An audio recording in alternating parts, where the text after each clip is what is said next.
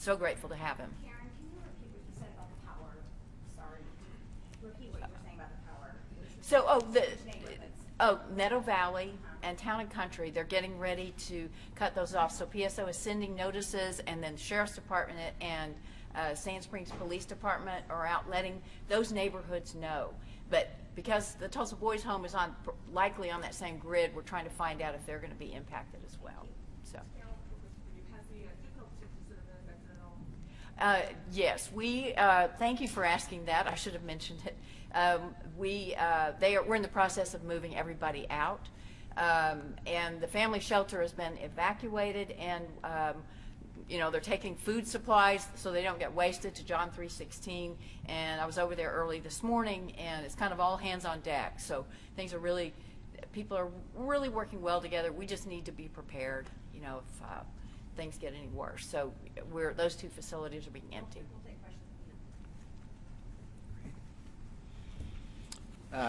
Thank you all very much. I want to update you on a couple things that we've done. We've really made the conscious decision here. There's always, I think, maybe a concern about just putting out so much information on this, but we've made the conscious decision that when it comes to providing people with information that can help them protect themselves and their families and their neighbors, we want to err on the side of radical transparency. So we put out the map last night that shows the impact of the 1986 flood. All night long, our hydrologists were working on updating our current maps, showing, because Tulsa's obviously changed a lot since 1986. New developments, changes in topography, even the river itself, the corridor has changed in the last 33 years. And so they have updated all of that, and we have now created a website. It's cityoftulsa.org/rivermaps, and folks can go to that and see all of the mapping that we're utilizing to manage this response, and also be able to utilize that mapping to make their own decisions about what types of steps they need to take to protect themselves, their families, and their neighbors. So as of right now on that site, what you'll see are the latest maps that we have. One is a PDF showing the impact of a 250,000 cubic feet per second release from Keystone Dam, the projected impact of that. And then there's another PDF document that shows this latest, really fine-tooth combed, revised impact of 305,000 cubic feet per second that folks can look at kind of in the history of our city, the worst case scenario. They can see what we can expect from the release that's going to start at noon today. They can see the worst case scenario as well. And then we're also putting on a map that's a little more high tech that folks can utilize, that you can toggle between those two flow amounts if you are so inclined. Some of us are more comfortable using just a plain PDF document, so we want to make it as accessible for folks regardless of their comfort in using technology. I would reiterate what I said yesterday about just how proud I am of the work that the team that we have in place is doing on responding to this. I have complete confidence in our ability to handle this properly, because I see the level of expertise that are in that room and out in the field amongst our first responders, the support that we're getting from the state government, the support we're getting from the federal government. It's really extraordinary to see it all come together and see these folks utilize the skills that many of them have spent decades really preparing for this very moment. I also want to kind of walk you through a few areas that we're focused on with this 250,000 CFS, the impact areas that are of concern to us. As Commissioner Keith did a good job of highlighting, certainly from just working our way downstream, an initial area of concern for us is the levee system. The levees are built well, and the Corps of Engineers has done an excellent job in working with us to analyze them over the last several years. But when you're putting this kind of load on them for several days, we want to maintain constant vigilance on that and monitor for any impacts that may occur. As you move on down into downtown and midtown, you can expect impacts on Riverside Drive. And I'm going to encourage folks, if you don't have to drive on Riverside, please don't. There are other streets that you can utilize to get around town that aren't going to be impacted by this in any way. There will be parts of Riverside Drive that will be impacted by this. Of course, the River Park's already impacted by it, but more so as that flow comes in. And then South Tulsa, we're deploying forces down there in a really concentrated way to focus on neighborhoods in South Tulsa and businesses in that area. And of course, we've all at this point seen the impact on the River Spirit Casino. So those are the areas within the Tulsa city limits that we're focused on. But I also want to say that our team here has done, I think, a really good job of working in collaboration with our neighbors in Bixby, in Sand Springs, in Jinx, and even further downstream, and providing them with any information that we have and that our hydrologists at the city are putting together so that they have access to it as well.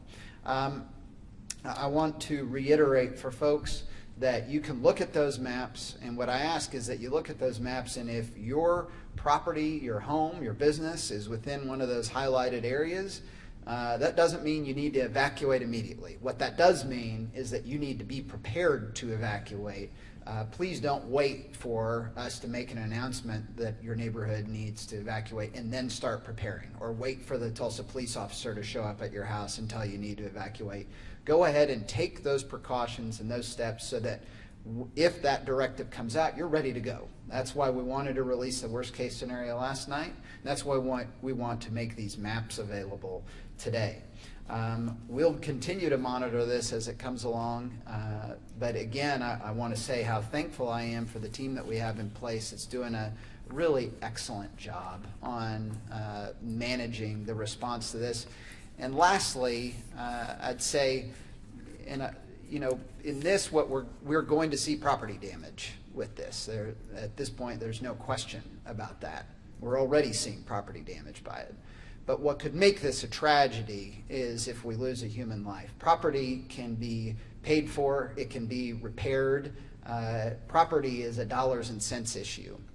But human life, you can never replace that. And the way that you endanger a human life in a situation like this is if folks aren't prepared and they don't follow the directions that are received to evacuate if they receive them. So we ask folks, we're going to give everyone as much information in advance as much as we can so that you can be prepared for that, to protect yourself and your family and your neighbors. But we need you to be ready and be prepared and to follow directives from law enforcement if they ask you to evacuate your home. And I want to say that Tulsa Police Department in particular has just done an extraordinary job over the last several days. And to speak more about what they're doing and recommendations that they have, I want to introduce Officer Jeannie Pierce. Thank you. Thank you. It is recommended that residents living in the neighborhoods along the Arkansas River and the 100-year floodplain should prepare for evacuations. If you leave your home, take all electronic precautions by switching off the main breaker to electricity and disconnect any emergency power systems you have, including generators. Have a packed bag with prescriptions and clothing for multiple days. Charge your cell phones and place them in the low power mode. Put valuables in higher place and bring your pets with you. Leave your home with important documents for you and the members of your family. Take videos and pictures of your home for insurance purposes. If you are an evacuee or someone you know is evacuated and requires home health care and or in-home hospice, you need to let your health care providers know where you are evacuating to so you can continue to receive services.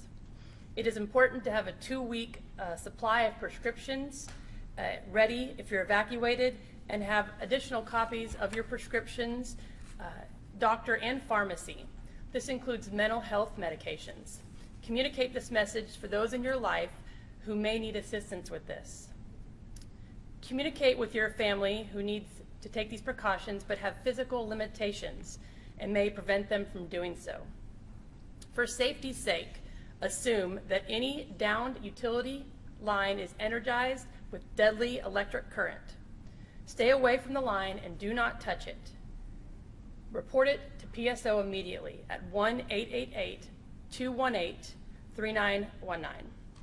Please do not approach crews and utility vehicles and ask when your power will be restored. Doing so could jeopardize your safety and those individuals who are working. Outward vision from those utility vehicles can be limited, and a crew may not see you when you approach them.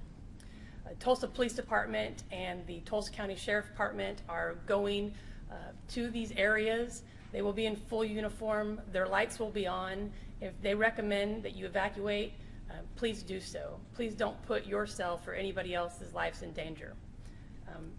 Now, if anybody has any questions? Oh, you're fine. I don't want to put him on the spot, but I think Sheriff Regalado is here. Is that right? There he is, behind that giant light. That's why I couldn't see him. The Tulsa County Sheriff's Office is doing extraordinary work out there, and I'd like to ask Sheriff Regalado if he can share a bit about that. Thank you, Mayor. I won't spend much time up here. I think a lot of the important things have been covered. And again, I would thank all the individuals that are up here and assure the public that their leadership has this under control. We have started preparing this from day one. And as the mayor stated earlier, full transparency in what we are doing is the goal here so that we can keep our citizens abreast of every issue that is coming. The couple of things I would like to add is that in the next few days and possibly few weeks in the recovery process of this, it's important for our citizens to realize that we are going to need our roads that are not underwater for first responders and potential evacuations and things like that. So I would ask our citizens not to pull over on bridges or main thoroughfares to gawk or rubberneck at the activities going on, because you're potentially tying up, and I'm destroying everything up here. We're potentially tying up needed access to our roads and things like that. And secondly, I'd also ask that our citizens remain vigilant in their neighborhoods and ask citizens not to drive those neighborhoods out because we do not want any looting or any things like that to compound the already issues that we're facing right now. I'm confident, again, in the leadership, the collaborative efforts between all the agencies and counties and municipalities, and I'm also extremely confident in our citizenry. As the eyes of America start to focus on Tulsa, I think we are going to be a model of what resiliency and strength truly is here in Tulsa. Thank you very much. We'd be happy to take any questions that you have. Right now, what are the chances that the 250,000 CFS release is going to stay through Sunday and it's not going to have an increase?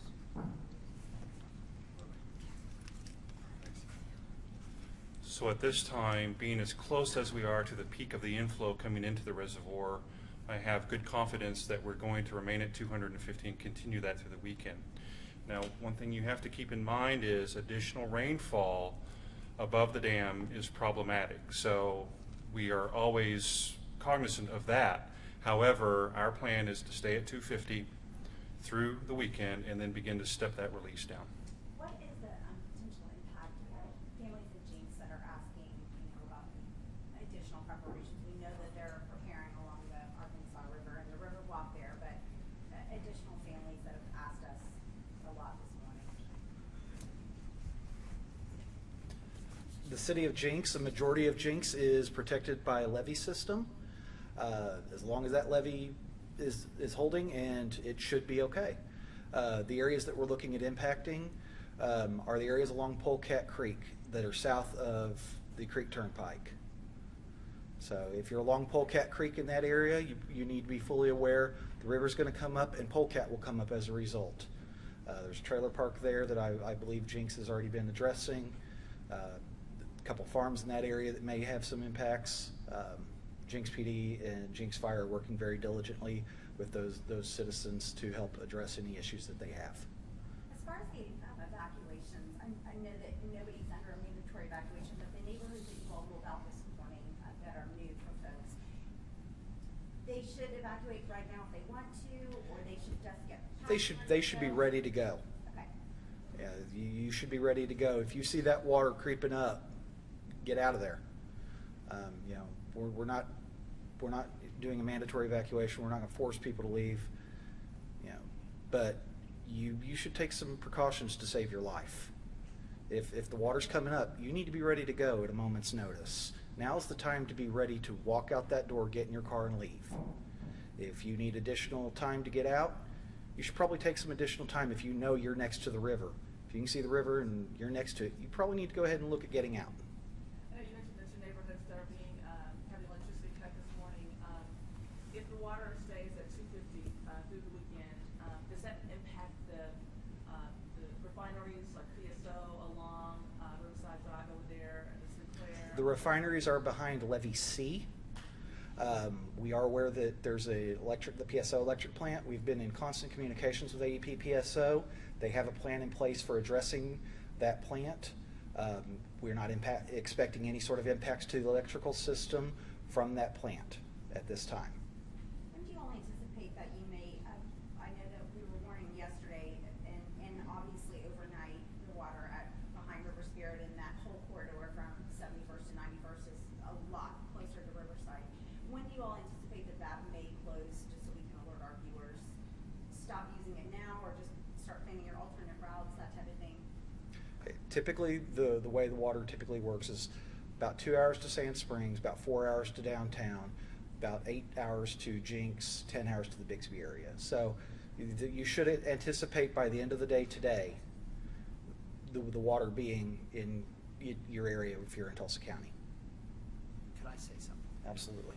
Thank you, Joe. And Joe makes a really good point that I think we need to emphasize here, which is, you know, the release of 250,000 CFS starts at noon today, but to your point, folks aren't going to see it the impact of it for hours after that.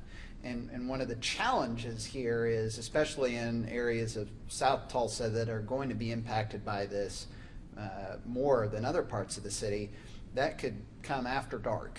And so if you're in a neighborhood that is in South Tulsa and you look at this and you see that there's a potential on the maps that we're releasing right now, please don't wait until the nighttime to decide to leave. Err on the side of caution. And again, on Riverside Drive, really encourage folks, if you don't have to drive on Riverside Drive, don't. Especially with more rain today. With rain today, but also just the fact that the river doesn't rise automatically when the releases start. It occurs over a period of time. And because of the release starting at noon, you're going to be getting into the late hours of the day and even the nighttime before we see the full impact of this. How many shelters do you guys have now, and how many do you plan on opening? So that's a good question, Joe. We got 3 right now. There's 3 right now that the American Red Cross is organizing. We have one that has over 50 folks in it at this point from one apartment complex in particular. But the Red Cross is part of our team in the Emergency Operations Center that's doing a really fantastic job on organizing sheltering operations for folks who are impacted by this and don't have anywhere else to go. At this point, are you anticipating that it will still stay the smaller individual sites versus like having to set up a large scale shelter site like at a huge? So far, the Red Cross is utilizing individual sites, yes, smaller scale sites. Well, thank you all very much, and any of us will be available after this for individual interviews. Thanks a lot.